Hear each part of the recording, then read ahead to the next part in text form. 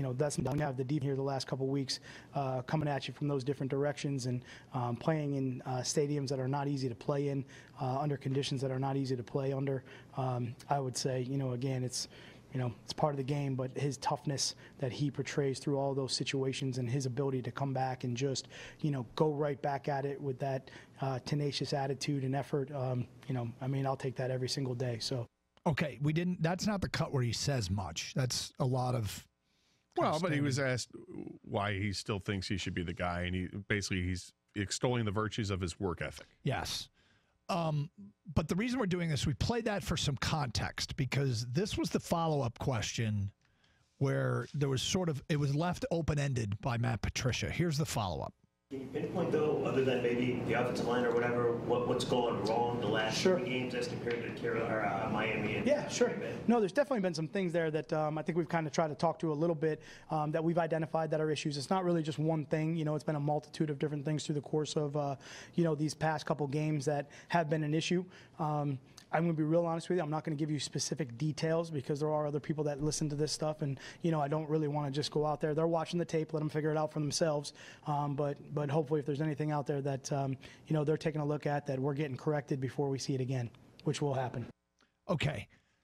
The second part of that, when he says there were some things we've identified that are issues, and he's not going to tell us what they are. Do you think he's talking about with Stafford or with the offense in general? I think he's talking about the offense in general. I think so too. Now we contacted Rieger. You contacted Rieger to find out did we think he was answering about Stafford or the offensive in general? What did Jeff say?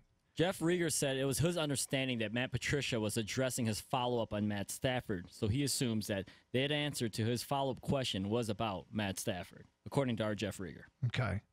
I sensed that, to me, felt like an answer about the offense, but Jeff was there and Jeff answered the question. Ask the question, sorry. The open-ended nature of that answer, there are some things we've identified that are issues. What do you think they are? Well, and this is the thing where I guess the question was specific about outside of the offensive line. Yep. So that to me is what's interesting about it. So so now I have to think, what are the issues with the offense outside of the offensive line? I would say, for me, what do I think? Personally, I think it's getting receivers open. If we're going to eliminate the offensive line as an issue, which I think is the number one issue. Right. Receivers aren't getting open, I think is probably the next big thing. And maybe and right up there with it is quarterback has to make better decisions. And then, of course, if Patricia were to expand on it, I'm sure the word execution would come out there first and foremost. I think there's a predictability to the routes they're running. There might be. I think teams are fully aware of formations and trends, and they're kind of easy to cover. I'll give you something else. And though it's just one game without Golden Tate, it's been the entire season, so 9 games without Eric Ebron. Yeah. And as much maligned as he was by the fans here because he had some drops, Eric Ebron was a weapon in this offense. And he got open. And he did get open. He got open a lot. Here's what a dropped pass by Eric Ebron isn't. A sack. Right. And if he's open and Stafford delivers and he drops the pass. Well, then it's 2nd and 10. It's 2nd and 10, not 2nd and 16. Right. And Ebron, when he was here, there was a lot of criticism of the drop passes. Nobody liked it.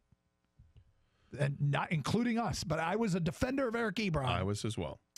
He got open, and when he caught it, he could run a little bit after the catch for a tight end. And I defended him at the time because everybody drops passes in the league, okay? And it's just one of the things you have to accept with him that he is going to drop some passes, but you also have to understand he's a weapon. He's a mismatch because of his speed, not necessarily his size. He's not overly big. Like 6'5" and 255 pounds or whatever. That's 6'4", 255. That's not huge. Mm-hmm. I mean, other tight ends are certainly, Jimmy Graham's bigger, and we all know about that, and other tight ends would be too. But what separated him was his speed. He was a mismatch out there. You put a linebacker on him, great. He'll get open because he can do that. Well, now you've got Michael Roberts, who is a big guy, but may not have that same speed and the same route running abilities, and he's not getting open. And are they using him as much in the passing game for that? Luke Wilson's been in and out of the lineup, and Luke Wilson has a problem dropping passes as well. But is Luke Wilson better than Eric Ebron in running a pattern? I mean, I think given the success that Ebron's had this year with Indianapolis, it might be a little bit unfair because Indy really focuses on their tight ends. Jack Doyle, their tight end last year, caught like 80 passes.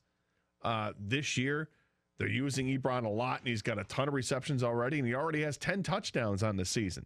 So they use him. If the Lions had focused on the tight end play a little bit more, would it be different? Might be. But I think Eric Ebron not in this offense is a big loss to the offense. And it starts to show the warts of what else is out there, because if Eric Ebron, if we all agree that Ebron got open, then somebody isn't getting open. And that's an issue. 248-539-9797. The three Lions tight ends this year have 22 catches on 33 targets. And how many touchdowns? 4 or something? Wilson has none. Oh. Tolio has none. Roberts has 3. So it's 3. Last year, Eric Ebron had 53 catches on 86 targets and 4 touchdowns. You might not drop the football, but when you're not open, it doesn't really matter. And then you don't have the opportunity to drop the football or catch it. 248-539-9797. What do you think Patricia's referencing when he says there are some things we've identified that are the issues with the offense? 97.1 The Ticket.